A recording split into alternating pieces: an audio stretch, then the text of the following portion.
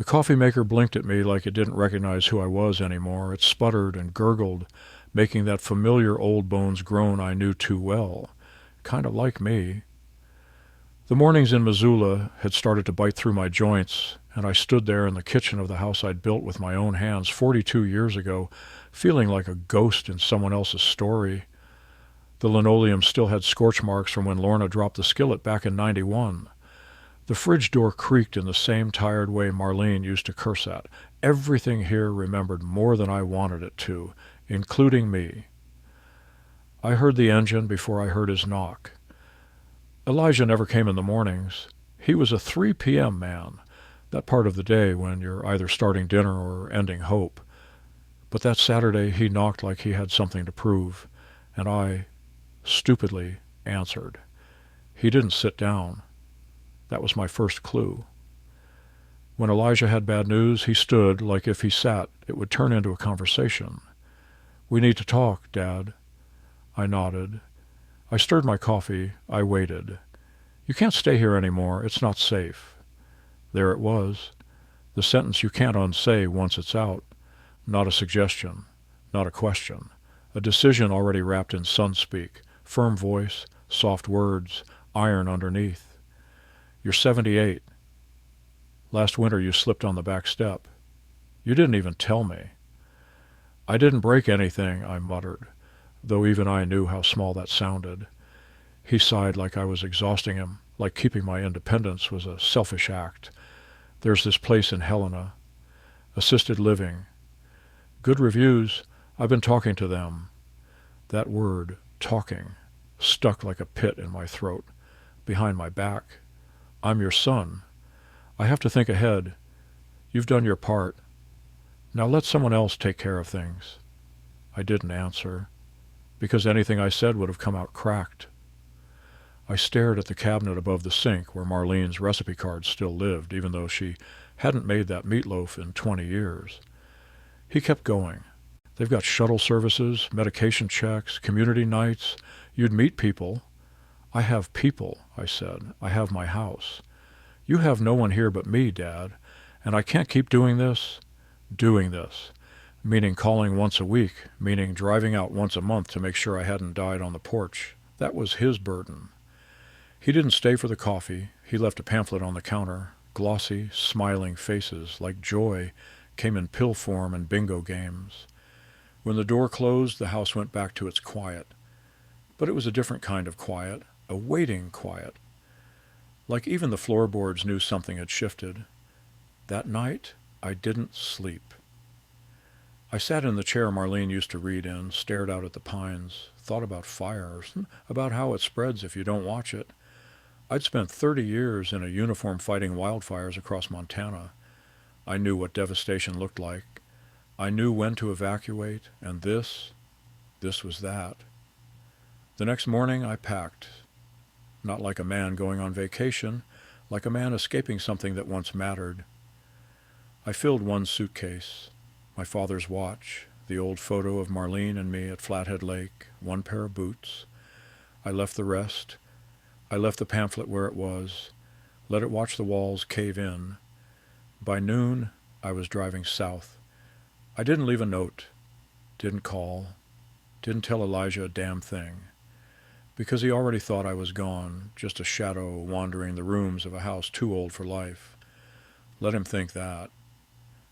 I crossed the state line into Idaho before the sun set. The sky widened, the road flattened. Something in me, tight for years, started to uncoil. I wasn't running. I was choosing.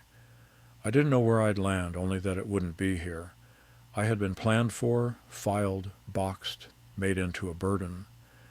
And I refused to stay in a story someone else wrote for me. That sentence followed me past Boise, through Salt Lake, across the empty hum of Wyoming plains. I drove like the past couldn't find me if I didn't stop. The truck, an old '96 Ford I'd kept in good shape, didn't protest. It was like the engine understood this was the last real ride I had in me. By the time I crossed into North Carolina, the map had more creases than plans. I'd slept in motels that smelled like mildew and onion rings, washed my face in gas station bathrooms, eaten food too salty and coffee too weak, but I felt cleaner than I had in years. Asheville came into view on a Wednesday morning, thick with mist and mountain air. The Smokies rose up like a faded mural, not flashy, not demanding, just there, holding their ground. I thought, maybe I could be like that. I didn't have a destination, not exactly. I'd circled 3 towns on the atlas, real paper, not a phone app, and Asheville was the one I hadn't crossed out. It felt quiet, but not dead. Alive in a way I hadn't been in a while. I rented a room for the week behind a diner that served peach cobbler all day. The owner, Francine, looked me up and down and said, "Firefighter or military?" "Fire," I said, retired. "You walk like a man who knows how to carry weight," she replied, sliding me a key. "Room's at the end. Don't smoke in there and don't bring any strangers." "I don't know anybody," I said, meaning it. The room was small, bed, dresser, window, but it didn't echo like the house in Missoula. It didn't carry memory. It was blank, and blank was what I needed. I spent the next few days walking the neighborhoods, keeping my eye out for rent signs, watching people talk to their dogs and wave at mailmen. I noticed a mural of birds on the side of a bookstore, a barber shop called Clip Joint, a woman who played guitar on the corner and sang like she'd lost something big but learned how to live with it. That's when I met Bonnie. She was standing in front of a duplex with a folding chair and a clipboard, squinting at the gutter like it owed her rent. "You looking to move in, or just admiring my rotting woodwork?" she asked, catching me mid-stare. "Depends." "You the landlord?" She laughed. "I'm the tenant who got tired of waiting for the landlord. He says he'll fix it. I say I'll die before he does. We're both probably right."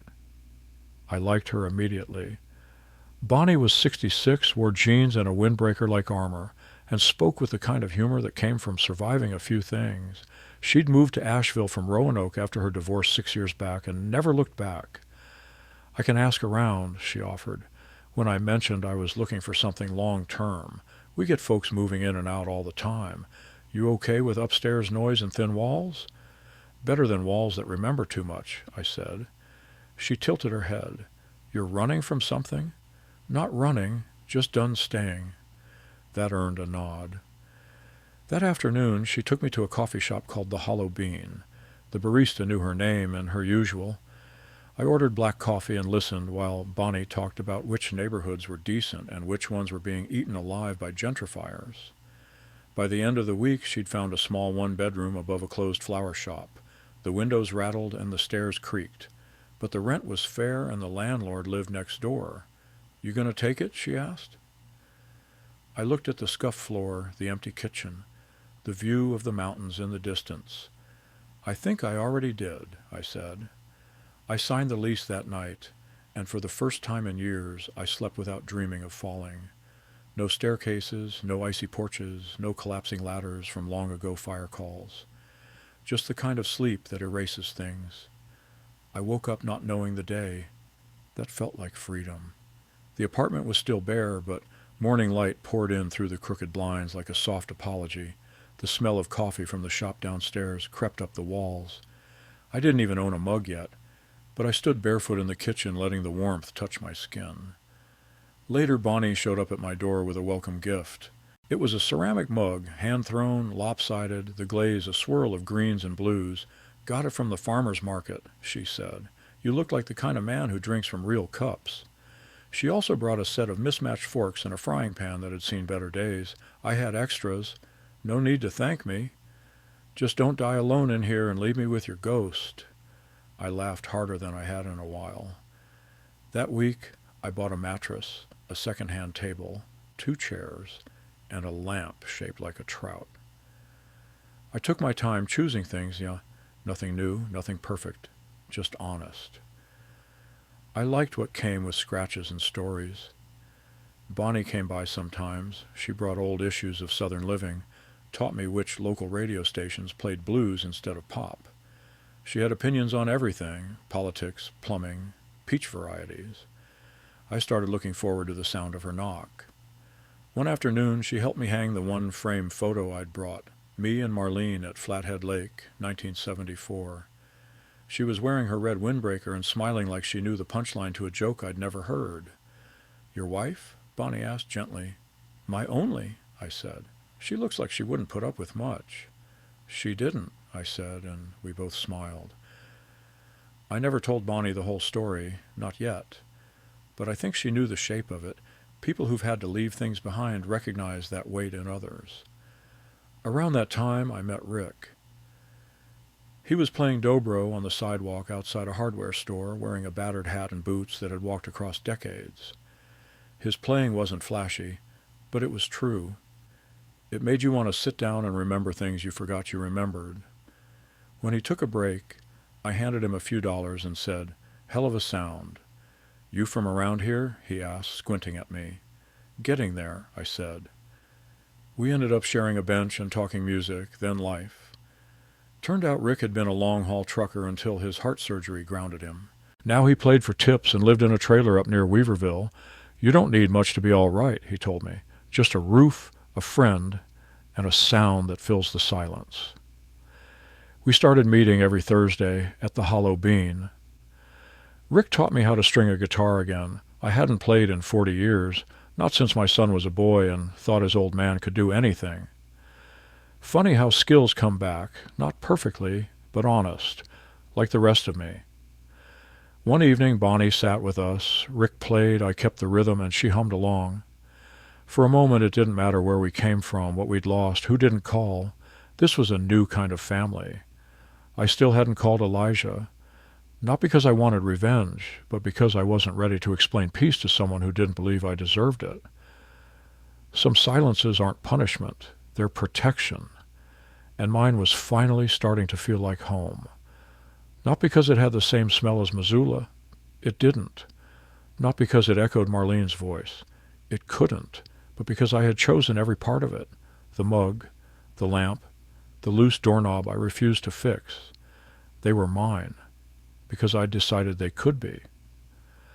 I kept waking up early like always. That part of me hadn't changed. Years of firehouse bells and middle-of-the-night calls left a rhythm in my bones.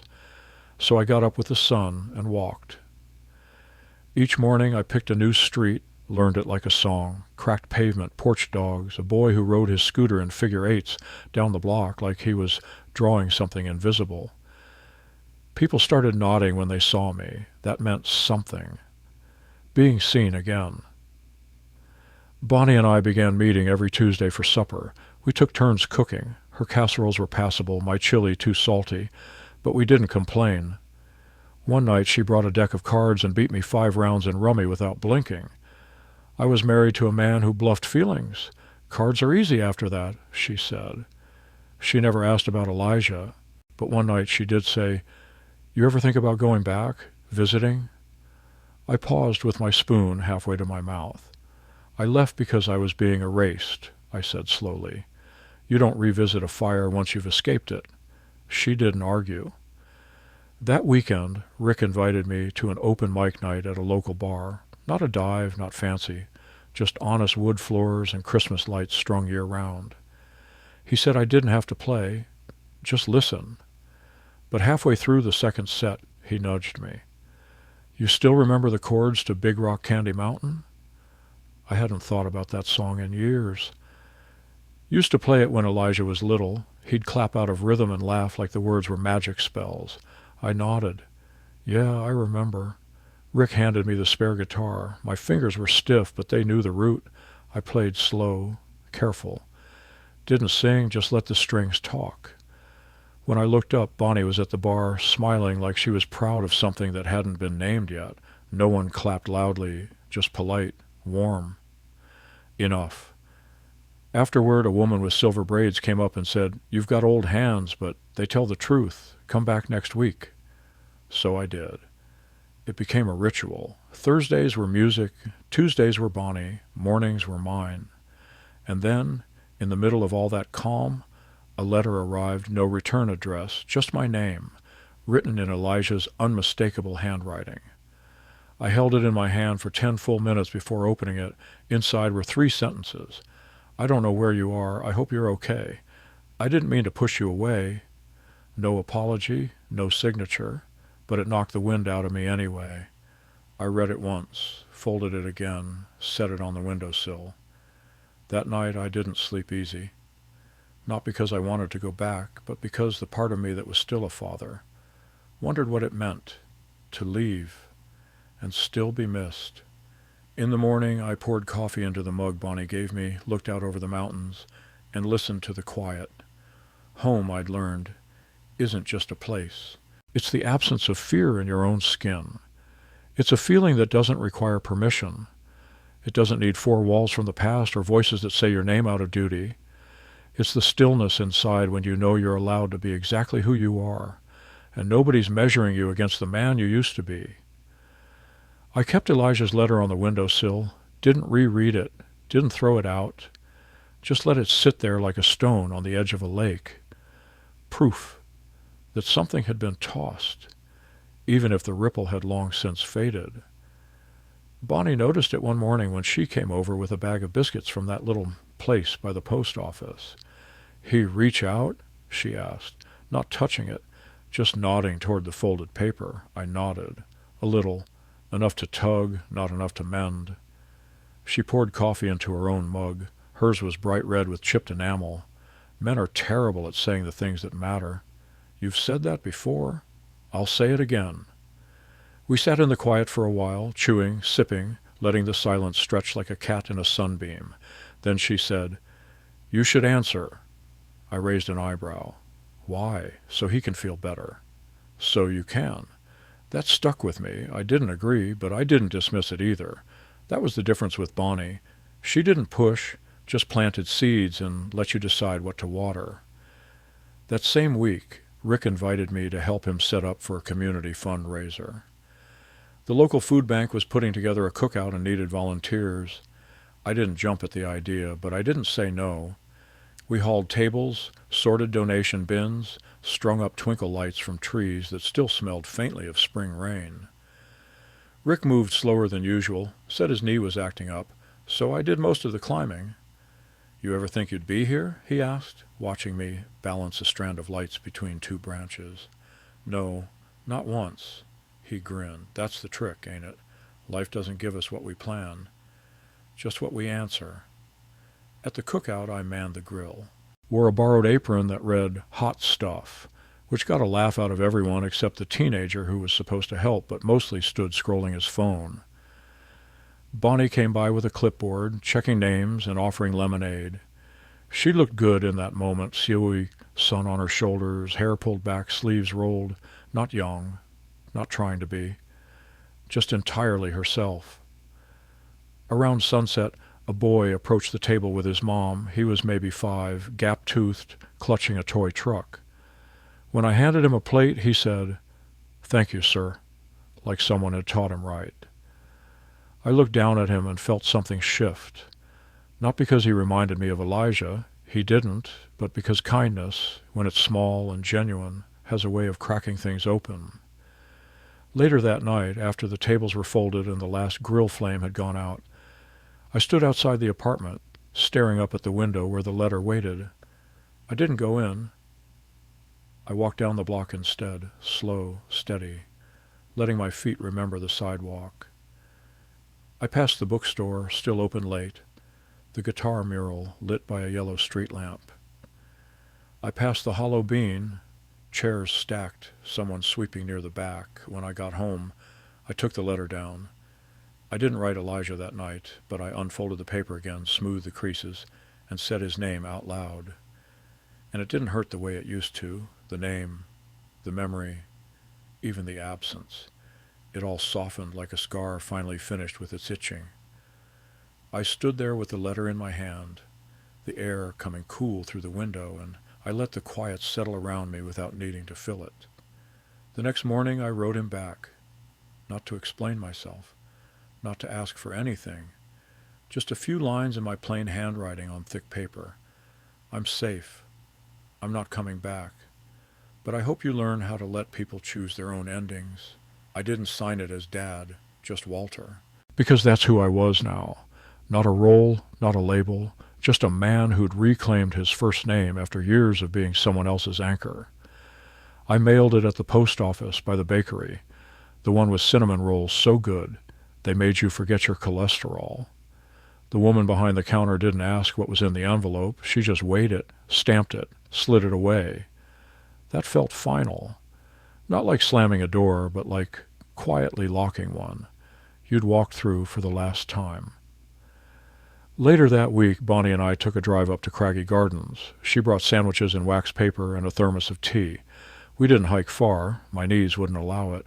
But we found a bench with a view that looked like forgiveness. She pointed at a cluster of wildflowers pushing through gravel near the path. Funny, isn't it? How something so soft finds a way through rock.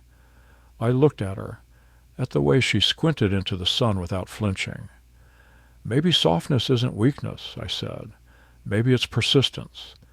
She didn't answer, but she reached for my hand, just for a moment. No declarations, no fireworks, just skin on skin. Two people who had chosen to keep living. That night, I told Rick about the letter. He was sanding down an old stool in his workshop, radio playing some slow jazz that barely filled the space. I sent him a note, I said. Not much, but it felt like closing a chapter. Rick nodded, didn't stop sanding. Closure ain't always a handshake, he said. Sometimes it's just walking away without needing to shout. I watched the sawdust settle. Thought about all the years I spent trying to be enough for people who needed me small to feel big. Not anymore. That weekend, Bonnie and I hosted a small cookout. Rick brought his guitar. Two of her friends from church came by with coleslaw and folding chairs. Someone brought a peach pie, half melted in the sun, but no one cared. We sat in my tiny backyard under a string of lights Bonnie had insisted we hang, even if we didn't have a party planned. Music drifted, people laughed, and I realized I knew every name in that space. That mattered. When the sun dipped low and the shadows stretched long, I stepped inside to get another plate, and there, on the kitchen table, was my phone, blinking. A voicemail from a number I hadn't saved. I didn't listen to it, not then.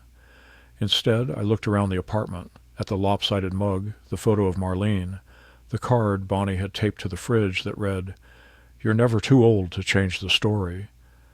I stepped back outside, plate in hand, and sat next to Bonnie without saying a word. And in that moment, I didn't feel like I had escaped anything. I felt like I had arrived. I felt present, still, more stitched into life than I had been in decades.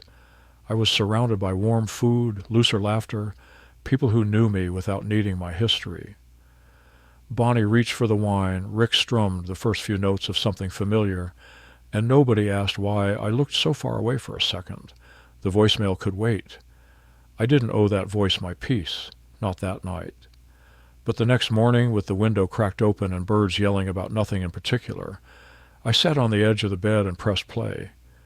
Elijah's voice came through hesitant, stripped of its usual certainty.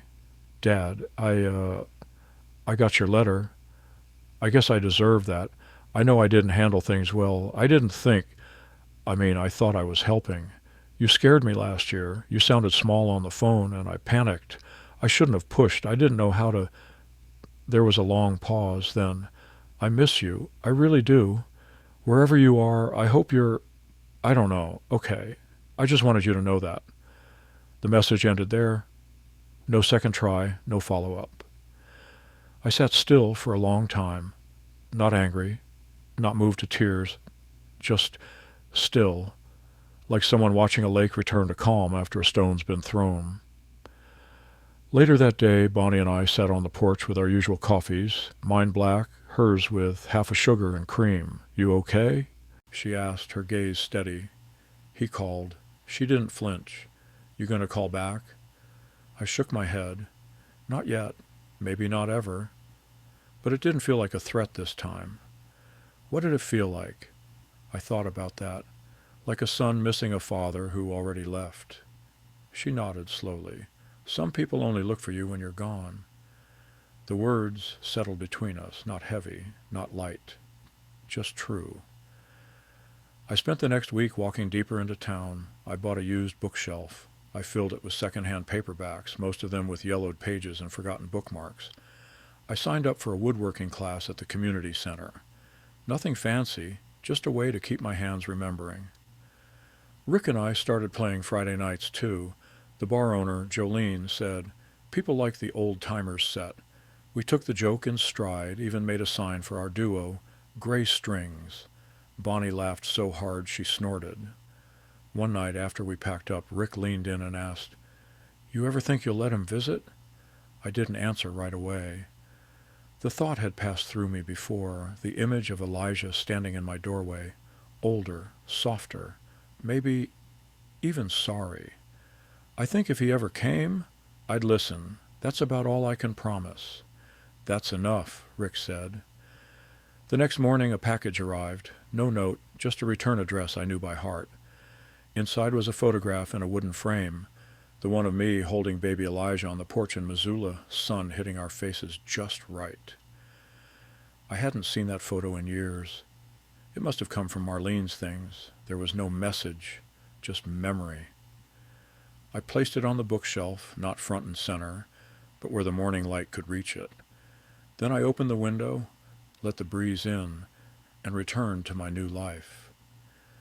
I didn't feel like a man recovering. I felt like one finally deciding how he wanted to be remembered, not by accident, not by the stories others told in rooms I'd never enter, but by presence, the choices I made each quiet morning, the people I allowed near, the boundaries I drew in sand that hardened like stone. That photograph stayed on the shelf, half-shadowed by an old copy of East of Eden. I didn't stare at it. I didn't tuck it away. It was there when I needed to see it and invisible when I didn't. That felt like a kind of healing, too. Bonnie was the first one to call my place a home. She said it in passing, not dramatic. She was dropping off a houseplant she swore was impossible to kill. "This little guy doesn't need much. Water it once a week, don't talk to it too much. Fits the vibe of this home." She said the word like it had always belonged here, and I felt it land.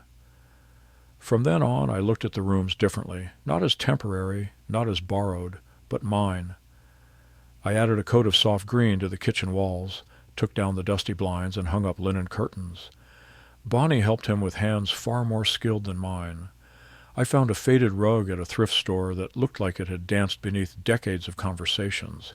It fit under the table like it had been waiting there all along. People started dropping by. Rick, with his stubborn stool that still needed sanding. Bonnie with fresh bread or leftover cobbler. Once, 2 neighborhood kids knocked just to ask if I had jumper cables. I didn't, but I gave them lemonade while they waited for their mom. It felt like living. It felt like belonging. One Thursday night, after playing at Jolene's, Rick lingered longer than usual. He looked tired, shoulders slack, fingers slower to unstring his guitar. "You all right?" I asked. He shrugged. "Lungs ain't what they used to be. Doc says cut back on the singing." "Are you going to?" He gave me a look like I'd asked him to grow wings. Maybe. Or maybe I'll just hum louder. We both laughed, but I saw the truth in his eyes. Mortality doesn't knock. It waits outside with the engine running. When he left, I sat on the porch alone. No stars that night, just a low cloud ceiling and the hum of summer bugs. I thought about Elijah again, not with anger, not with longing, just a gentle ache, like remembering a favorite road that led somewhere you could no longer return. That weekend, Bonnie surprised me with a trip. "Just a day drive," she said. "Get your boots. We're going to look at something." I didn't ask what. I trusted her enough for that. We drove up into the hills past Asheville, where the trees grew thicker and the air turned sharp with pine. Eventually, she pulled off near a narrow lane with a wooden gate and a crooked mailbox. "What is this?" I asked. "A little fixer-upper someone I know is trying to sell. Cheap. Good bones. Big enough for someone with books, a guitar, maybe a guest now and then." I looked at her. "You think I need more space?" "I think," she said softly, "you're done hiding in corners." The house was small, plain, wrapped in peeling paint and wildflowers, but it had light and quiet, and the kind of stillness that invites rebuilding. I stood on the porch and closed my eyes, and I saw it. Not the past, the future. Not with the desperation of a man seeking purpose, but with the calm recognition of someone finally aligned with their own heartbeat. The house wasn't much. A sagging porch, cracked windows, ivy, muscling its way up the siding. But it wasn't ruin. It was possibility. That kind of stillness you only find in things left untouched by other people's plans. Bonnie stood behind me, arms crossed like she already knew what I was thinking. Could be a lot of work, I said. Could be, she answered. But you've done hard things before. We didn't talk about it for a few days after that. I think she wanted me to bring it up on my own, without pressure. I think I needed that too. I spent the week walking past it once a day, each time slower, like I was circling something sacred. On the third day I noticed how the morning sun hit the west window just right. A warm slant of gold that made the dust look like glitter. On the fifth I saw a fox cross the edge of the yard and vanish into the brush like it belonged more than any of us. By the seventh day I made a call to the agent Bonnie knew. Cash, I said. Clean offer, no inspections. He didn't argue, just asked if I needed time to move. I laughed. I've already moved. This is just planting roots. The paperwork took a week. I signed with the same pen I used to reply to Elijah's letter. That felt right. One chapter closed. One house claimed. When Bonnie came by to see the keys, she didn't say much, just stood next to me on the porch, breathing in the same soft wind. "You got good taste in ruins," she said. "They're easier to trust than polished lies."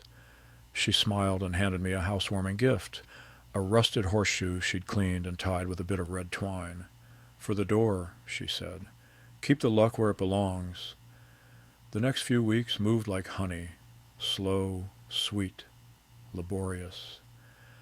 I scrubbed the floors, patched drywall, cleared branches from the overgrown path. Every night I went home to my apartment. No, still mine, still steady. But each morning I returned here, sleeves rolled, heart lighter. Rick came out once to help haul debris, brought an old radio, tuned to gospel blues, and said nothing about the dust in his lungs. Just worked beside me like we'd done this before in another life.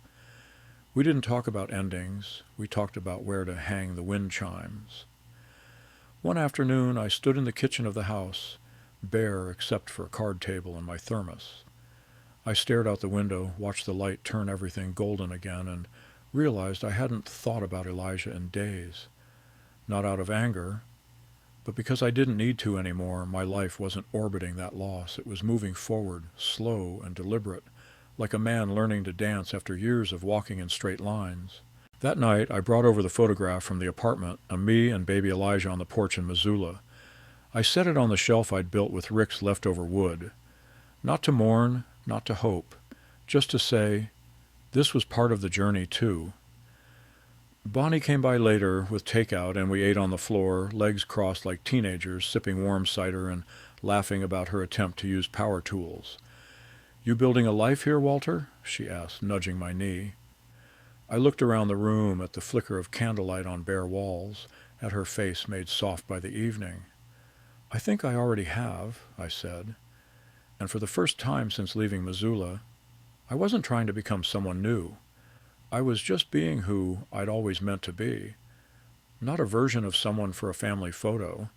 Not the dependable father, the widower, the aging fireman collecting rust. Just a man, 78, waking up in a house that didn't expect anything from him except to be present. That was more than I'd had in years. And then she came to the door. It was mid-morning, sun pouring through the kitchen as I sanded a cabinet door. I heard the knock and didn't rush. Most people who knew me knew I moved on my own clock. When I opened it, Riley was standing there, my granddaughter. I didn't recognize her at first. She had her mother's height now, and her hair was cut short like Marlene used to wear it when she was young, but her eyes, those were Elijah's, wide and watchful. "Hi," she said, unsure of her footing. "Hi," I replied, gripping the doorframe with one hand, not out of frailty, just anchoring myself. "I'm sorry to just show up. I asked Dad if he knew where you were. He didn't, but he said you might be somewhere in North Carolina. I found Bonnie's name online. I wasn't sure." "You're here," I said. "That's something." She looked down at her shoes, sneakers, dusty from the gravel path. "I didn't come to fix anything," she said quickly. I wanted to know why you left." Everyone's been guessing. I guess I wanted to ask you myself. I stepped back. Come in. I'll make us something warm. She followed me inside and sat on the old bench by the window while I put the kettle on. She didn't touch anything, just looked. At the walls, the half-finished shelf, the plant Bonnie gave me in its cracked pot. This place feels like you, she said softly. I wasn't sure how she knew what that meant, but it comforted me. I poured us both tea and sat across from her. I left, I said, because staying meant disappearing while still breathing. Your father, he was trying to protect me in his way, but what he called safety felt like erasure. He wanted to manage me. I couldn't live like that. She nodded, absorbing. He never really told me the details, just that one day you were gone. I didn't say goodbye, I said. Not because I didn't care, but because I didn't think anyone would believe I had the right to go. She looked at me then, not as a child, but as someone old enough to understand grief in shapes other than death. I'm sorry, she said. I'm not, I replied, honest, not anymore. We sat in silence a while. Then she reached into her bag and pulled out a photograph, one of the same I had on my shelf, me holding her as a baby, her tiny fingers tangled in my beard. I keep this in my wallet, she said. You were the first person who ever made me feel safe. That cracked something open. I was angry, she continued, her voice shaking slightly. When you left, I thought it meant we weren't enough. That maybe you were done with us. I was done with being misunderstood, I said gently, but never with loving. She let out a breath, and I watched her shoulders lower. I'm glad you found this place, she said.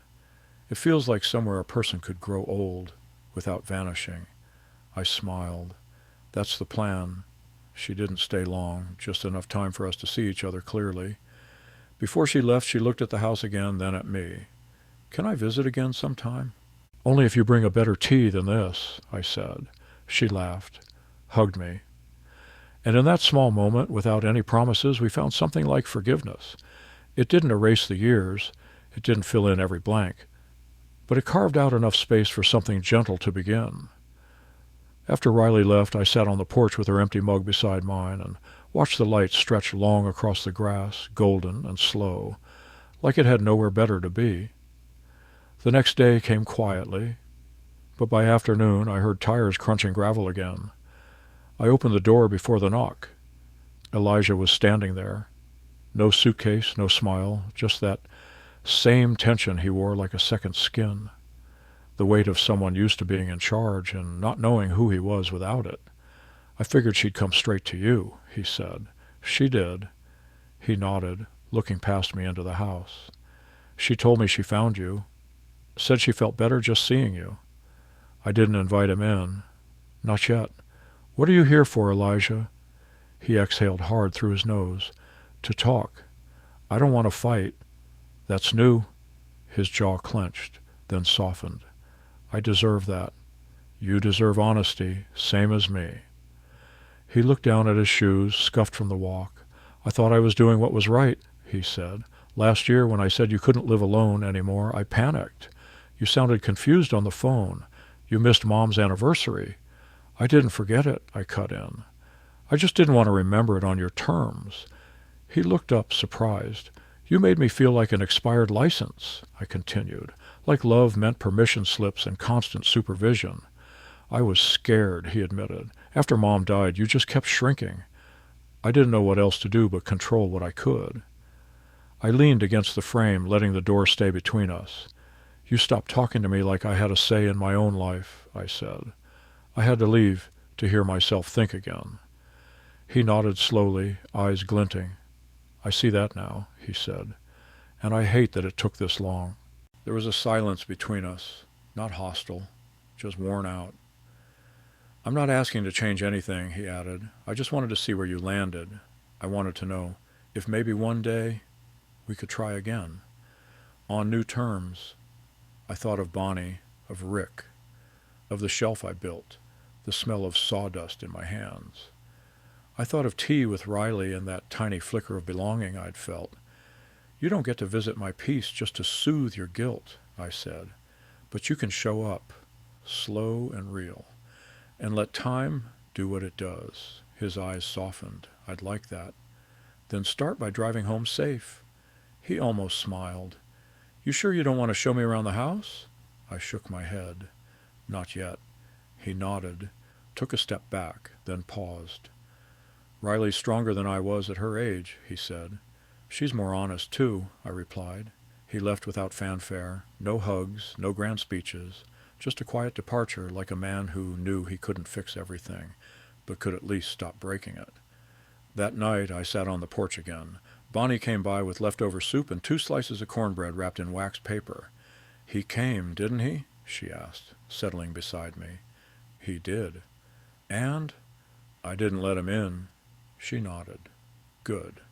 Not until it's earned. We ate in silence, and I realized something as the breeze turned cool and the stars came out. Forgiveness isn't the end, sometimes. It's just a gate that no longer creaks when you open it.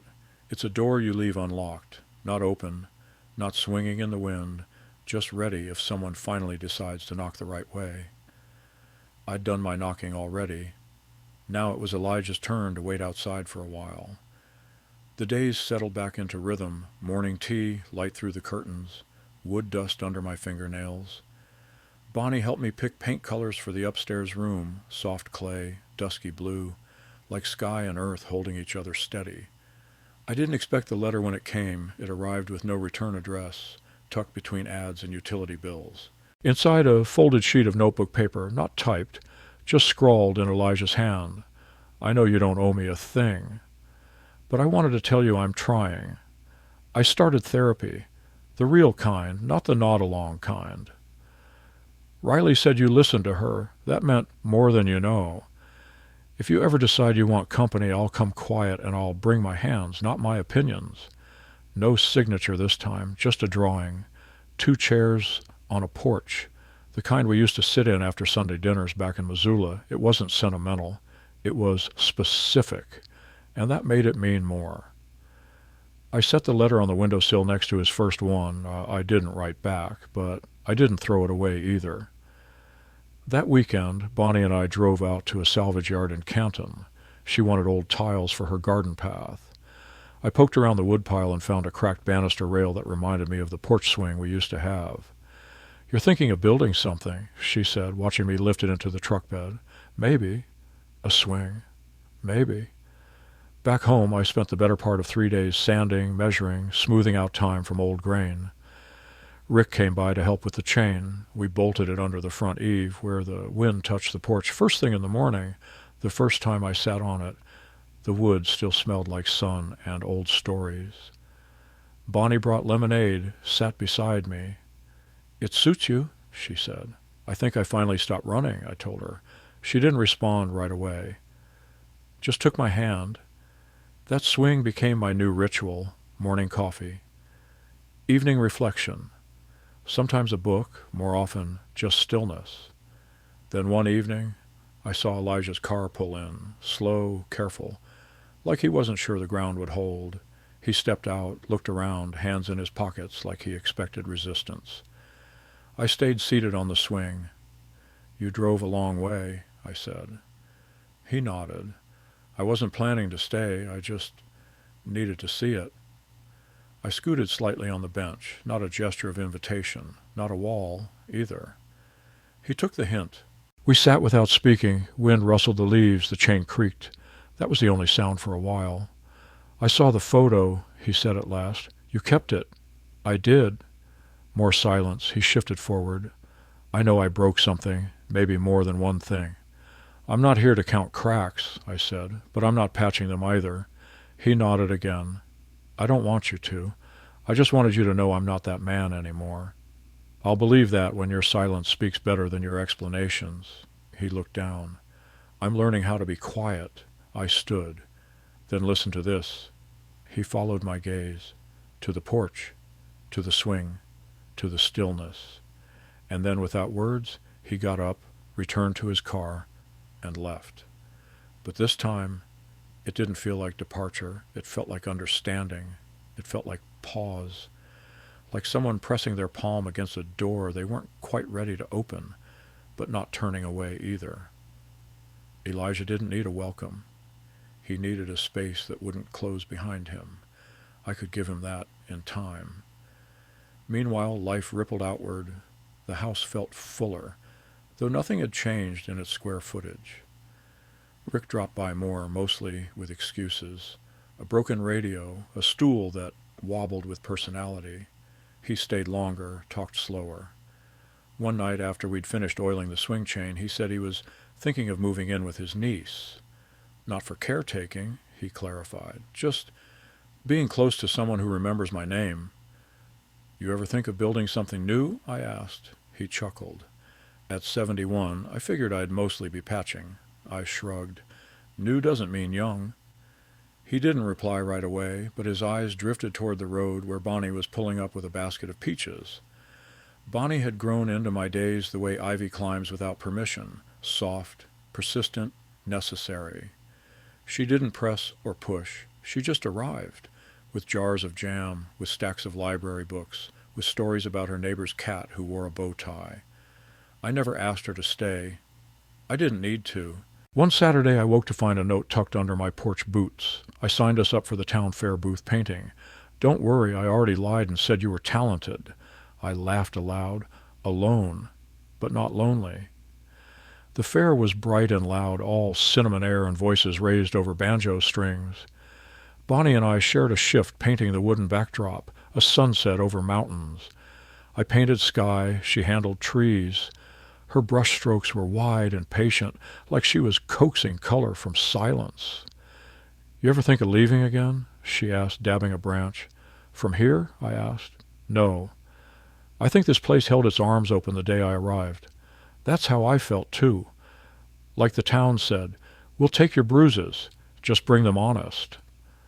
Afterward, we walked the booths. I won a jar of pickles in a trivia contest about local history. Bonnie won a second-place ribbon for her blackberry pie. Rick played 2 songs on a borrowed banjo, then complained his fingers were too old for glory. That night, back on the porch, the swing rocked slow. Do you ever think, I said, that we're not old? We're just finally clear? Bonnie sipped her tea, watching stars blink awake. I think we've stopped needing to prove we deserve rest, she said. The silence after that wasn't empty. It was full of everything we didn't have to say.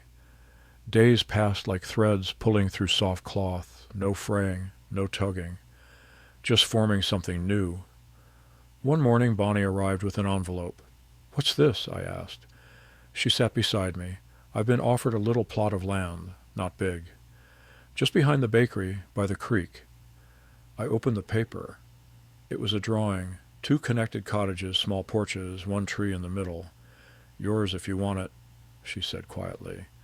I'll take the one on the left. You can pick which. I stared at the paper, then at her. I thought I'd finished building, I said. She reached for my hand.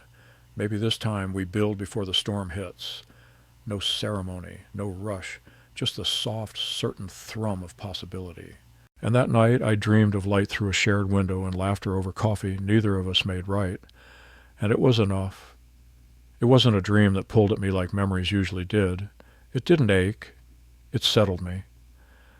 In the morning I rose early, pulled on my boots, and walked the edge of that little parcel Bonnie had shown me behind the bakery.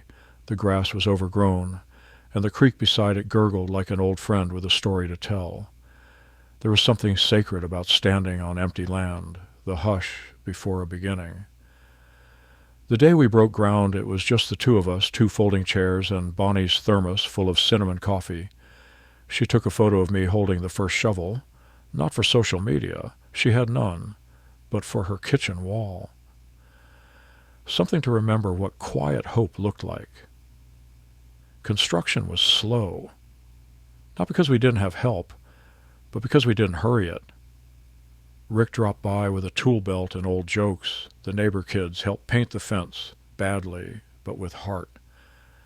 Bonnie and I chose everything with care, down to the knobs on the cabinets and the color of the porch swing slats. Mine would be green, hers blue. Some nights I'd sit on the porch of the house I was leaving and feel a little like a man saying goodbye to a part of himself. That house had healed me.